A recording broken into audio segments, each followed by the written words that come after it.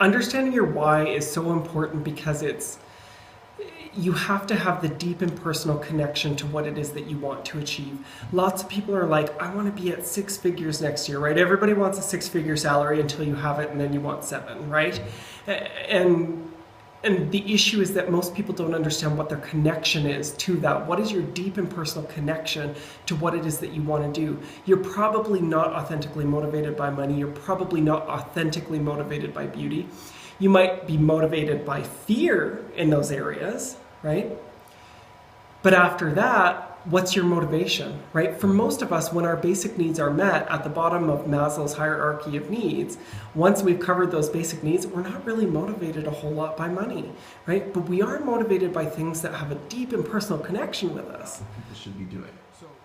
It's interesting that you talk about passion, because for me, it's not always about passion. I think it's great if what you do has passion. I am passionate about what I do in my job. And I think it's great if you can have that. What's more important is having strength in your job so that when you come home at the end of the day, you have enough motivation and energy to go and do something else. Passion can be fleeting. I'm really passionate about things like religion and politics, right? I'm also really passionate about, child education and animal abuse, but I don't want to work in those. So passion is a funny subject. It's important, but it's certainly not everything. What's more important is doing something that fills you up, gives you energy, and helps keep you motivated. Could that work? Yeah, doing what you're good at is an interesting concept as well. I'm not a big fan of this concept of doing what you're good at. I'm good at lots of things that I absolutely hate. I really dislike writing corporate communications, but I'm phenomenal at corporate communications. I don't know if we should focus on what we're good at, because what we're good at isn't necessarily what fills us up at the end of the day. I'm really good at a lot of things that I don't enjoy doing. I'm really good at data entry. I'm really good at writing corporate communications.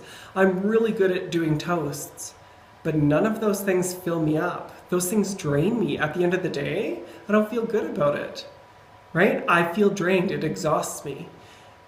But when I focus on things that make me feel strong, whether I'm good at them or not, that's the piece that we need to lock into. That is what motivates us. So I love coaching. I love one-on-one coaching, but I cannot do 12 hours of coaching a day.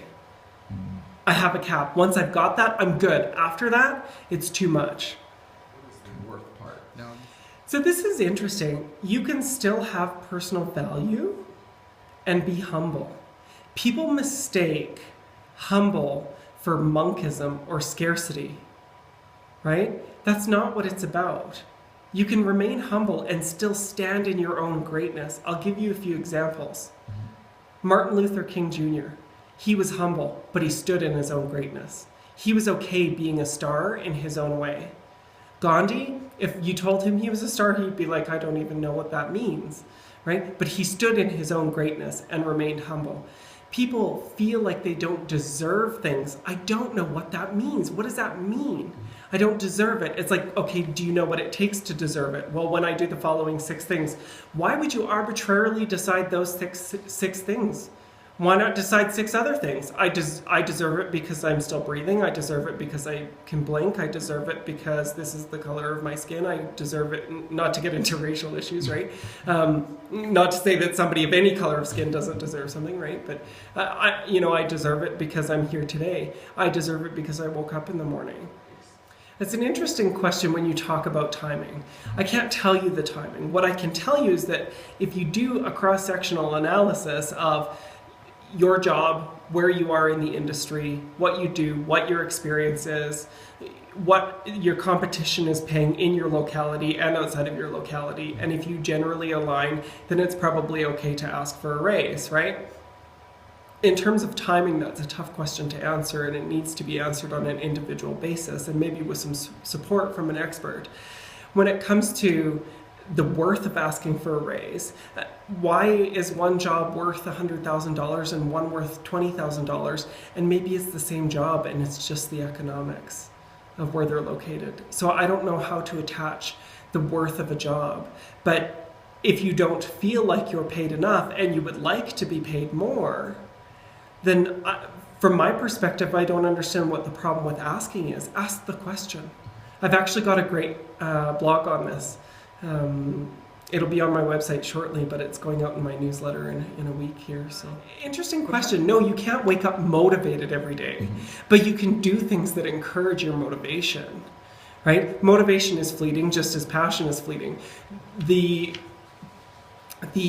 difference with passion and motivation is that motivation is what keeps you going beyond your willpower, right? And so you need to do things that encourage your motivation. That's how you exercise your willpower, is by doing things that fill you up. So your third secret. I've always struggled with that fake it till you make it. There is some science that suggests, particularly with people who are depressed or that kind of thing, that faking it till you make it actually helps realign your synapses and you'll start to take up more serotonin. So there is some truth to that. I've always kind of struggled with that personally, because when you don't feel like it, you don't feel like it. So it's hard to fake, right? So I think what it comes down to is practice.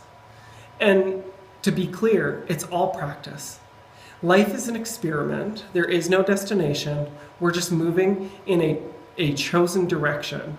And lots of times we're like, I have had no choice. It isn't a chosen direction. No matter where you are in the world, you have a choice. You have a choice. Choose again. So could Oh, absolutely. This is the great thing about life and having choice, is that sometimes we make the right decision and sometimes we make the decision right. So, basically what that means is sometimes we make the right decision and we go on that path. I've made a decision to go to school, and so I'm going to continue on that path. It feels good, it feels right. Maybe I make the decision to go to school and I'm like, oh my God, what am I doing here? This is not the right program. I'm not happy here. And then we have the option to make the decision right. We can switch programs, we can drop out, whatever we want to do. And people look at that part of it as a negative thing. What if that is a positive thing? What if going and learning that about yourself was a lesson that you had to have so that you can get to where you're going? And when you look back on it, we place meaning on those things anyway, right? And so when we place the quote-unquote right meaning on it, we can see why we got to where we're going. That's a great question. So people find me because of career. That's how people find me. But when they come to me, we talk about it all. So I have clients that come to me and we're working with weight. I have clients that come to me, we're working with career. I have clients that come to me, we're working with relationship issues. They find me through career. But as you know, if your job isn't right, it affects the rest of your life. If your life isn't right, it affects your job. So it all ties in together. Our mission at Change My Life Coaching is to provide career coaching that leads to a more fulfilled life. We do that by providing uniquely customized whole life coaching programs. he's not. Yeah, I think part of that for me is that my fees are based off of the program that people need. So I've got a few entry points into my business that are very cost effective, and when they come to me and we have that conversation, then we put them in an appropriate program. Those programs range from $97 all the way up to $10,000. Nugget. Biggest thing for 2015 is focus on creating the habit, take imperfect, inspired action. Whatever you think you need to do, just do that right now without thinking about it.